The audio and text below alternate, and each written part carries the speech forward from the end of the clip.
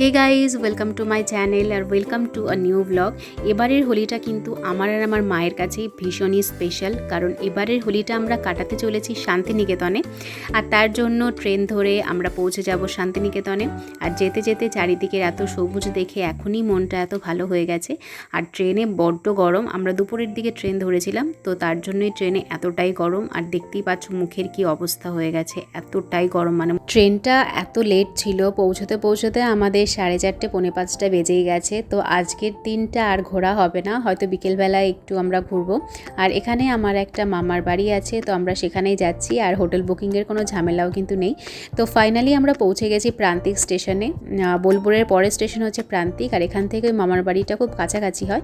তো তার জন্য কিন্তু আমরা এখানেই নামলাম, এখান থেকে যেতে আমাদের সুবিধা হবে তাই জন্য। ট্রেন থেকে নেমে এবার সত্যি বিধ্বস্ত লাগছে আমাকে। পৌঁছে খাওয়া দাওয়া করে কিছুক্ষণ রেস্ট নিয়ে সন্ধ্যার পরে আমরা বাইকে করে ঘুরতে বেরিয়েছিলাম।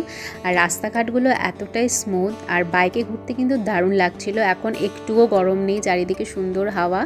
আর শান্তিনিকেতন আমার মনে হয় বাইকে ঘোরার এক্সপিরিয়েন্সটা বেস্ট। তো এখানে কঙ্কালীতলা বলে একটা কালী মন্দির আছে, আর এখানে গঙ্গা আরতিও হয় সন্ধ্যাবেলায় প্রত্যেক দিন। তো সেটা দেখতেই আজকে আমরা এসেছি। আর এখানে গঙ্গা আরতি শুরু হয়ে গেছে, আমরা খুব সুন্দর সময় এসেছি। আমরা যখন এসেছি সবে আরতি শুরু হয়েছে। তো এখানে সব পুরোহিতরা এখানে আরতি করছে।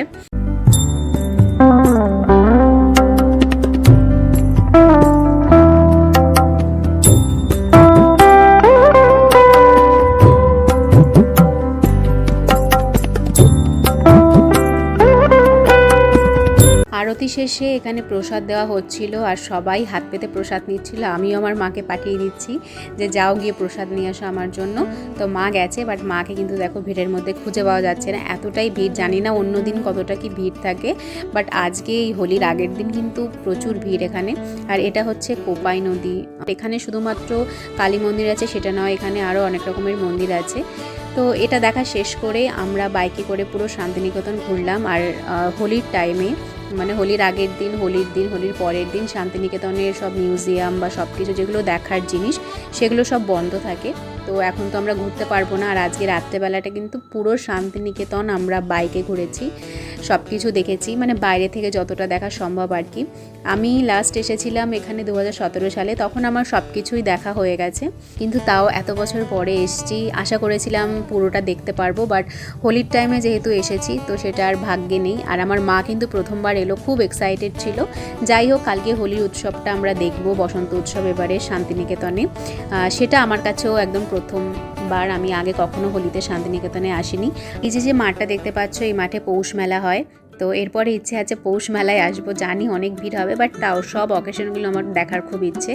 আর এদিকে দেখো এত সুন্দর রাস্তা, মনে হচ্ছে কোনো সাঁওতাল গ্রামে চলে এসেছি, মানে আমার এরকমটাই ফিল হচ্ছিল। আর প্রত্যেকটা বাড়ির সামনে এরকম কিন্তু ফুলের গাছ, খুব একটা ভালো দেখা যাচ্ছে না ফুলের গাছগুলো, রাত বলে, অন্ধকার বলে, কিন্তু প্রত্যেকটা বাড়ির সামনে এরকম কাগজি ফুলের গাছ। আমার এত ভালো লাগছিল দেখতে, মনে হচ্ছিল আমার বাড়িতেও আমি এরকম ফুলের গাছ লাগাবো।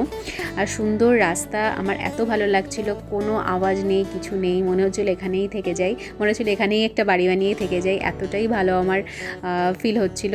তো রাস্তাগুলো দেখো পুরো অন্ধকার, মানে লাইটও নেই পর্যাপ্ত পরিমাণে। তো তারপরে আমরা মেন রোডে উঠলাম পুরো শান্তিনিকেতন ঘোরার পরে। এখানে দেখলাম বিশ্ব বাংলা ইউনিভার্সিটি বলে একটা ইউনিভার্সিটি বানাচ্ছে আমাদের সরকার। তো জানি না এটা কবে চালু হবে, সবে কাজ শুরু হয়েছে।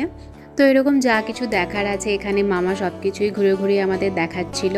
আর বাইকে কিন্তু এরকম পাকা রাস্তায় ঘুরতে ভীষণ ভালো লাগছিল আমার। আর এখানে বিশ্ব ক্ষুদ্র বাজার বলে একটা, জানি না এখানে কি হয়, বাট যেটা লেখা রয়েছে সেটাই আমি বললাম। আসার সময় যেহেতু আমরা বোলপুর স্টেশনে নামিনি, তাই বোলপুর স্টেশনটা কিন্তু দেখাও হয়নি, বাট বাইকে ঘুরতে ঘুরতে কিন্তু রাতের বোলপুর স্টেশনটা ঠিক দেখা হয়ে গেল। কত কালারফুল দেখো, আর কত লাইটিং, তো বেশ ভালোই লাগছিল। স্টেশনটা দেখে দেখা হয়ে গেল। আর ভিডিওটা তোমাদের কেমন লাগলো আমাকে কিন্তু অবশ্যই জানিও। দেখা হবে নেক্সট ব্লগে।